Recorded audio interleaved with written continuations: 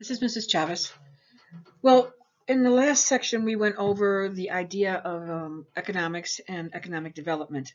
And in this section, we're going to go over how we measure that economic development. How do we know if a country is an advanced country, if it's in transition, if it's less developed, or it's one of the least developed countries?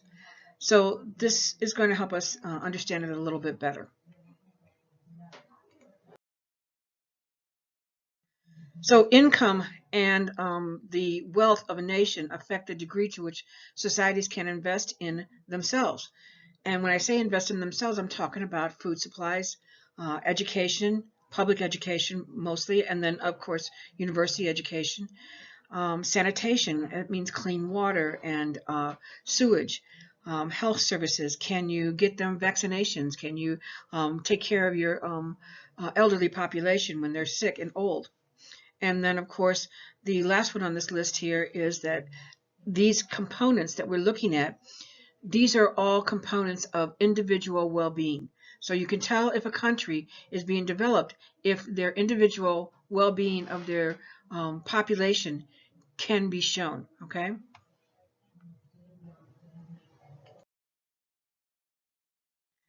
So one of the first things they looked at, of course, is the gross domestic product, and that's the total market value of all the final goods and services produced annually within the borders of a country. This is not any foreign income at all. This is only what is earned in the borders of the country. So for the United States, of course, it would be everything that was earned within our borders.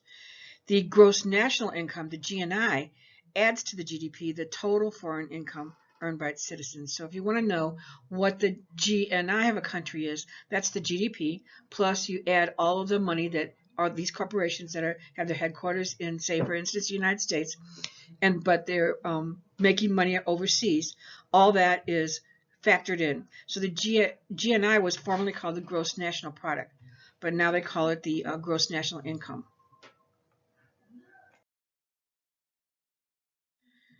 So GNI versus GNP. In order to make these values comparable, we have to make three adjustments to GNI. First, we have to convert each country's currency into a single measure, and typically that's the US dollar equivalent. Second, we have to divide by the number of people in a country to get GNI per capita.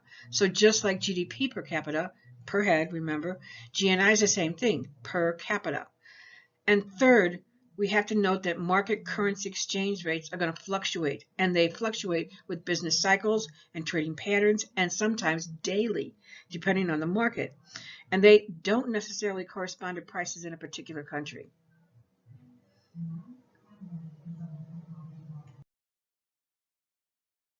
So what's purchasing power parity? Well, this is very important because when you think about purchasing power parity, it's applied to the GNI to account for price differences between countries. If you look at the examples that I have in front of you, in Russia, the cost in rubles is 90 cents for a Coke, but the cost in USD is $1.45.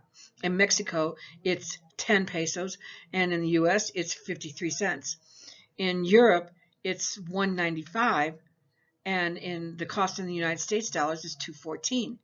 The cost in US dollars is $2, but the exchange rate, it stays at $2, okay? So even after applying the purchasing power parity correction, it still remains difficult to compare personal income figures across national borders. For instance, personal incomes in Sweden are taxed at a much higher rate than in the United States. But social welfare programs, higher education, and medicine receive greater central government funding in Sweden. So residents of higher latitudes must buy fuel and heavy clothing, not necessary in tropical climates. So you're going to see some differences in purchasing power parity in different countries.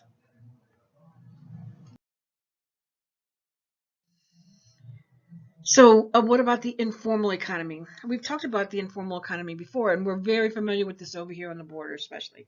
People who are working basically under the table is what we call it. It's under the table. They're working and they're making money and they're not going to pay taxes on it, okay? These are usually things that are unlicensed. It doesn't have any formal contracts. And the earnings are usually unreported. They don't report these on income tax. So informal activities can include things like raising your own food, That's an informal activity. Bartering, trading for something instead of paying money for it. Unpaid household labor. For instance, if you live in someone's house and you clean their house as an exchange for living there. A home sewing business. uh, Picking up waste. There's a lady out here by where I live in East Montana who is out every single day with her little cart, and she moves around constantly, but picking up anything that she can find that's going to bring her some money in, especially cans, of course. Domestic work. A lot of people get paid under the table for being a maid. They don't have to report that kind of income. And it's also being a nanny sometimes is paid under the table. And illegal activity. Now, we're not going to talk a lot about it, but illegal activity, I'm sure you're aware of what it is. It's things like, running drugs, things like that. Most people are not going to report that income to the IRS because they probably get in trouble. Sex work, prostitutes, sex trafficking, any money that's made off of sexual favors, that is considered to be illegal activity. It's unlicensed in most places, except for places like in Las Vegas. It's licensed there. And that's usually paid under the table also. It's extra money. Shining somebody's shoes. If you see them in the airport, oftentimes you'll see the shoe shiners, and they don't report that income. Tips from waiters and waitresses. Sometimes they don't have to report that income. Street vending. When you see people out on the street selling stuff, they are not necessarily licensed to sell, and they're generating earnings that are not going reported for the most part. Some of the street vending, like the food trucks, of course, they're highly regulated. So, of course, they're going to be paying taxes. Now, this is an interesting one because energy consumption is a common measure of technological advancement because it correlates with the per capita income. You have a lot of money, you can spend a lot of money on energy, okay? So at least that's been the pattern, okay? It also shows the degree of industrialization. In order to be an industrialized country and to manufacture things, you're going to have to use a lot of energy. And of course, the use of advanced technology. These computers don't just, run on, nothing. They need to have electricity, and they need batteries, and they need technology. So the consumption is what we're looking at. We're not looking at the production of energy here, because production of energy is actually a concern, but the consumption is what we're looking at here. How much is consumed? And industrialized countries use about 10 times more energy on a per capita basis than developing economies. It's an imperfect measure because some advanced countries such as Sweden have prioritized environmental sustainability, and they reduce their energy usage while maintaining a high standard of living. Denmark is another good example of that. So many of the highly developed countries consume large amounts of energy, but produce relatively little energy themselves. And to say that, you also have to say that that is coming down. Many highly developed countries are looking at their cutting in half their energy consumption as best as they can. So let's look at the workforce engaged in agriculture. That's usually a really big sign. How many people in the country are engaged in agriculture? If you take a look at this map up here, right above us here, I'm going to trace out the line here so you can see. Here's the Brant line. We've talked about this already. This Brant line here that's going to separate the north from the south, and the north being the ones who colonized the south, all right? So the only exception is what? I can't hear you. Australia and New Zealand that are in the south, but they are also colonized by the British. So a high percentage of employment in agriculture is associated with subsistence. And you know what subsistence is.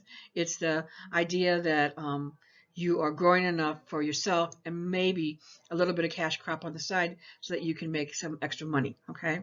And it also is associated with low per capita gross national income, GNI, low energy consumption, because instead of using highly industrialized or mechanized forms of agriculture, what you're using is labor.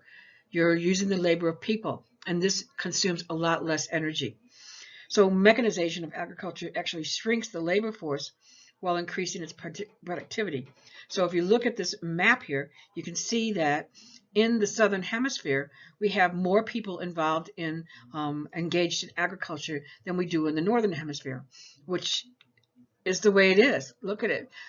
We buy products from people in the southern hemisphere who are growing our strawberries for us, for instance. You know, we want to have strawberries in the middle of winter. Well, guess what? They have to be shipped or trucked all the way to North America to do that. They don't grow them in Canada. They grow them in South America. So these countries are highly into agriculture as an export also. So mechanization, though, shrinks that labor force. In the United States, I've said this before, well, I used to say 3%, but now we're down to 1% of the population is involved in growing their own food. Most people don't have a clue about what it takes to grow their own food that live in the Northern Hemisphere. So what's food security and nutrition? Well, a primary goal of development is that people have enough to eat. Sorry, guys, that's my peacock you can hear in the background there. So sufficient quantities of safe and nutritious food to maintain moderate activity so that you can sit here in this desk right now and or at your home on your sofa right now, listen to me and take notes. You're not out chasing your calories right now, trying to get enough food so that you can actually do this. So we're talking about moderate activity according to a person's type of occupation, you're a student, your age, your sex, your size, and your climate conditions. Food security and nutrition become extremely important. Moderate food insecurity, if you look at this map, is in the kind of like orangish yellow, and severe food insecurity is in the red. And if you look at the world, food insecurity has actually increased from 2014 to 2018. If you look at Africa, you can see that it's higher than the average of the world, starting at 18.1 in 2014 and ending with 21.5 in 2018. There are times when it's gone up as high as 22, 23%. In Asia, it's a chronic problem. People go to bed hungry in Asia, and that's a chronic problem. They have less calorie intake than the rest of the world on a regular basis. Okay, they're not starving, but they're hungry. They're hungry all the time. Latin America, you can see that it's fluctuates from 2014 to 7.7 to 9.0, but it is increasing. And in North America and Europe, well, it's barely above. It's actually been going down since 2014, where it was 1.5 to 2016, down to 1.2. North America and Europe don't have much of a problem with food insecurity. Now, we're not talking about individuals. Of course, individuals do. There are people who don't have enough food to eat, but we're looking at an average here. Education is a good marker, okay? A literate, educated labor force is essential if you're going to have a advanced technology and you're going to be able to compete in the skilled jobs in this global economy that we have now. In the poorest societies, half or more of adults are illiterate. They can't read at all. And for the richest, the figure is 1% or less. So if you look at this map here, let's take a look at the Brent line again. Look at this. You can see where literacy makes a big difference here. The majority of illiterate populations are located in Africa and South America, a little bit in Southeast Asia, and of course the exception is what? Australia, New Zealand, okay? So water, sanitation, and health. Really good markers for finding out if a country is doing well by their population and the well-being of their population. Safe drinking water, having a toilet make profound contributions to human health and the quality of life. Access to medical facilities and personnel is a really big variable with also profound implications for the health and well-being of a population. Within the less developed world, vast numbers of people are effectively denied the services of physicians. Most women in the least developed countries deliver their children at home. They don't have a midwife. The number of persons served by each physician varies widely between the countries. So this map that you're looking at shows you that the deaths from unsafe water. And it doesn't have the Brant light on it, but I'm sure going to see if you want to take a look at it here. Yeah, here it is. It follows the Brant line almost completely, with the exception of, and in this case, the exception of China. Okay, China has some unsafe waters, but not, and some deaths from poor hygiene and sanitation and water, but not like Africa and not like parts of South America and Mexico.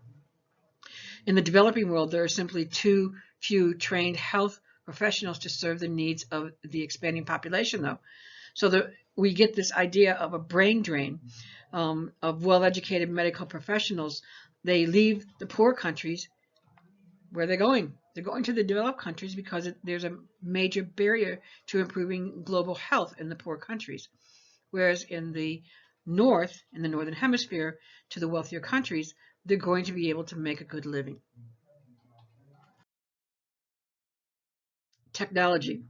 Technology is an important indicator. Technology follows the Brant line also, okay, with the exception of China here. So that refers to the totality of tools and methods used by a culture group to produce items for subsistence and for comfort. A technology gap has always existed between the place where the innovation is at the core and at the periphery, those peripheral countries. We're going to get into the core and the periphery a little bit later, but just understand that the periphery is the countries that are on the outside. So the gap widened when we got the Industrial Revolution, and it has continued to grow with innovations. In the modern world, there's widespread sharing of technologies, and we have organizational forms, but not all countries are equally able to draw on advanced technology.